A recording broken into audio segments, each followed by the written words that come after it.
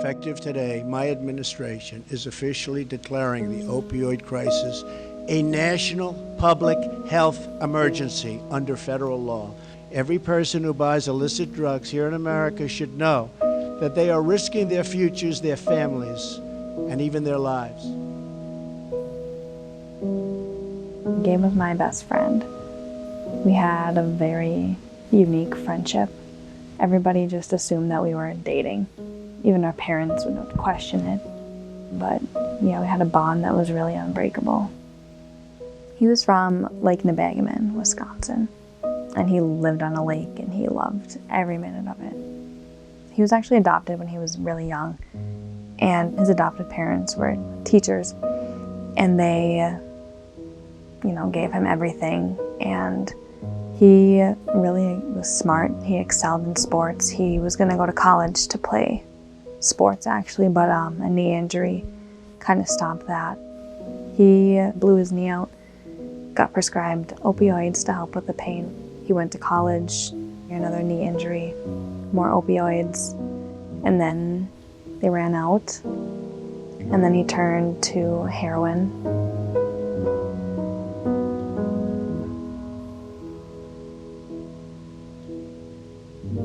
Gabe overdosed 5 times.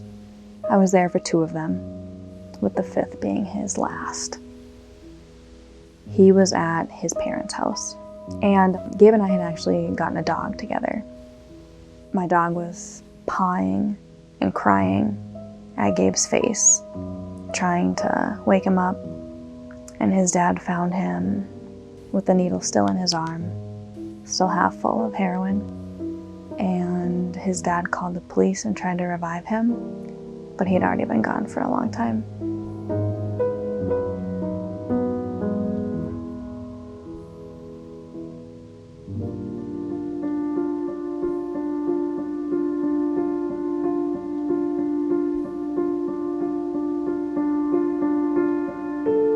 The opioid crisis started in the Twin Ports strongly in 2011 and 2012. There was a strong push by the drug industry to really aggressively treat pain management, and part of that pain management strategy was an aggressive prescription regimen for opioid drugs. Unfortunately, some people became addicted to those opioid drugs, and when the legitimate pill supply stopped, some of them went to heroin.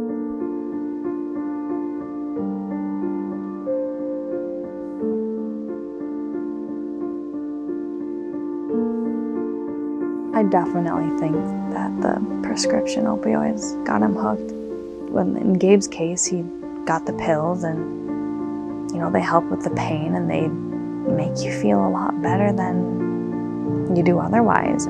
Opiates have evolved to creating a lot of deaths recently.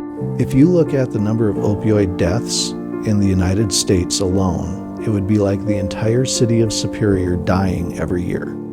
There are more people that die from opioid overdoses than die in car crashes.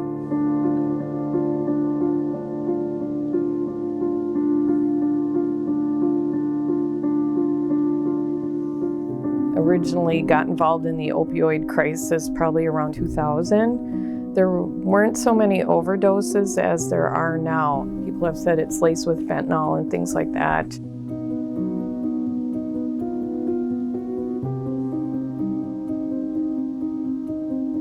Fentanyl is a synthetic version of morphine. So it's about 100 times more powerful gram for gram than morphine. Well, as fentanyl started entering our community, our street-level drug dealers didn't know how to prepare it for sale, and they were making it much hotter. It means it's much more potent than normal. And they don't know whether it's 30% pure or 90% pure. And now they cook that up and they inject into their arm. If it's 90% pure, they'll die. If it's 30% pure, they'll get high. I don't know who suggested it to him or who gave him his first dose of heroin, but that's just a gradual, step up, I guess, in a sense. People are getting opioids in our community mostly through street-level dealers. There is some doctor shopping. Doctors are pretty savvy now, and there's a central registry But a lot of individuals are just getting, they get it off the street. Drug addiction really takes over like every facet of a person's life.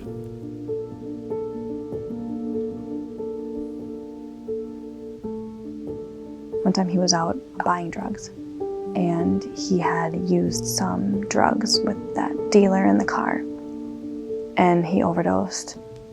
And the dealer opened his car door, called 911 from Gabe's phone, and left him there. There was a time he overdosed in the McDonald's parking lot, with his car in reverse, and he backed out into the middle of a busy street. So he had four chances to figure it out with near-death experiences, and that wasn't enough to stop him. Just in the last couple of years, we had a small infant overdose on heroin. We've had a number of children that we've actually had to take from the home because they were exposed to needles, they were exposed to heroin, they were exposed to very, very dangerous chemicals, and the parents didn't care. And I can say when I ran a clinic, there were women that were on the waiting list that would purposely get pregnant so they could get bumped up on the list. Because when you're pregnant and you're an IV drug user, you're at the top of the food chain and you get in right away. I also know of one social worker who purposely put her hand in her car door and slammed it to bust all of her bones so she could get opiates.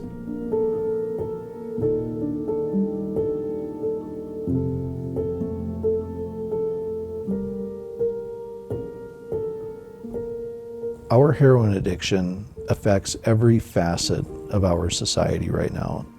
We've had physicians, we've had nurses, we've had teachers, we've had law enforcement, and then we've had homeless people. So there's no real common characteristic except for the age. And I'm not saying younger people don't try opiates. I'm just saying in our population, I've noticed it's 30s and 40s for opiate addiction. The younger ones are usually meth, pot, and alcohol.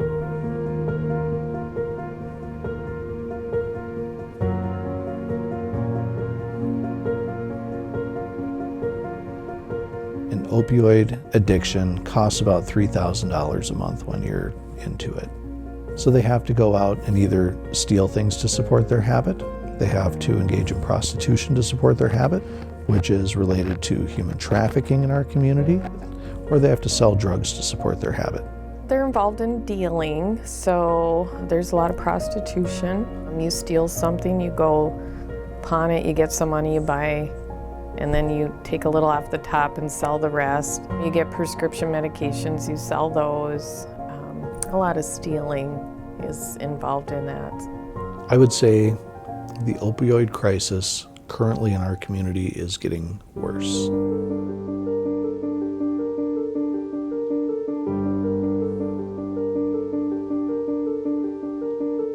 Duluth has recently been designated a HIDA area, which is a high-intensity drug trafficking area by the DEA. That's a pretty significant designation. Milwaukee is designated as a HIDA, Chicago is designated as a HIDA, and now Superior Duluth is designated as a HIDA. I would say on any given day, a third of our population have opiates as their drug of choice. And oftentimes they'll cross over when they can't find opiates because of the crackdown with law enforcement, and they'll gravitate to meth. Unfortunately, with opiates, your body becomes physically dependent on them.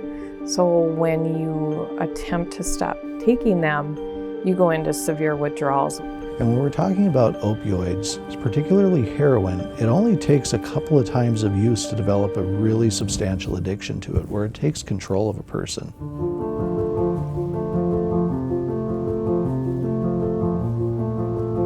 The biggest problem for people that are chemically dependent with opiates is finding medicated assisted treatment programs. Methadone, Suboxone, even though they can be abused, they are so beneficial for somebody who's addicted to opiates. But there are so few facilities. Superior has one physician that prescribes Suboxone. There are no methadone clinics in Superior. The closest one is Minnesota, over in Duluth. They have a huge waiting list. Institutionally, we need money. Programs don't run for free. They're expensive. There's no way around that. They need to be funded. Second biggest challenge is finding adequate housing and employment so that they can sustain themselves.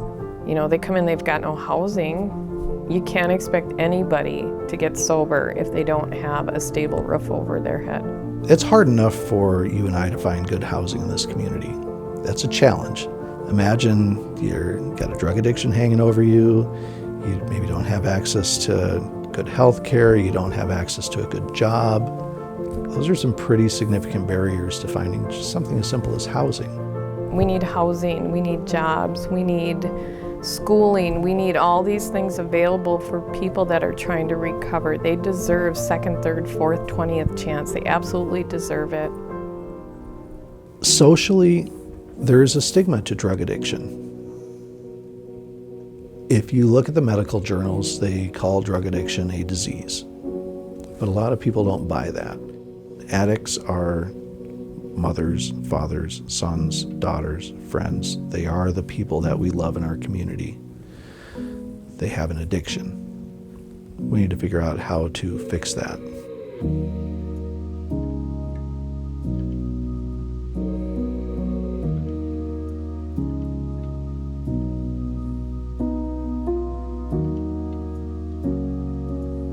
His death really affected me. We were so close and we had that bond. And when he was gone, I really, really felt alone. I feel like he's missed so much. Like I just got married and he wasn't there. And that really hurts. I couldn't imagine being a parent and watching my kid go through that, or a sister or brother. It really changed me for a while. It was really hard to get over that. What I've told loved ones who have family members that are chemically dependent, don't turn your back on them. Don't let go. And don't give up. Remember, some people do treatment 4, 5, 6, 10 times, and all of a sudden it clicks. When people have lost so much, they need to know that you're still there for them. And stay there till the bitter end. Your family of friends, you're supposed to do that. We are starting to really recognize that this is a much bigger problem than just arresting a junkie for shooting up.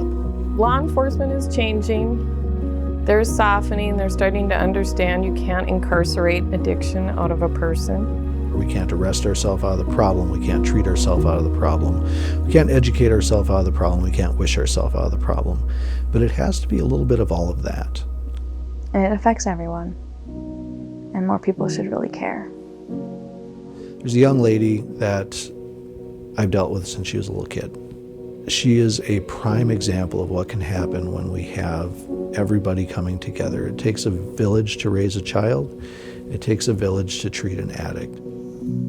I see her just about every day, and we talk, and she's not a drug addict anymore.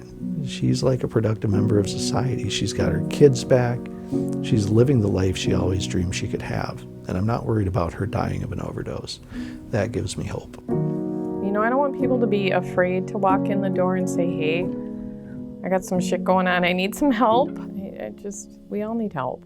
Because no one should have to suffer the pain that he went through with the addiction, or the pain that his parents went through losing a son, or that all his friends, including me, went through losing a very dedicated and loyal friend.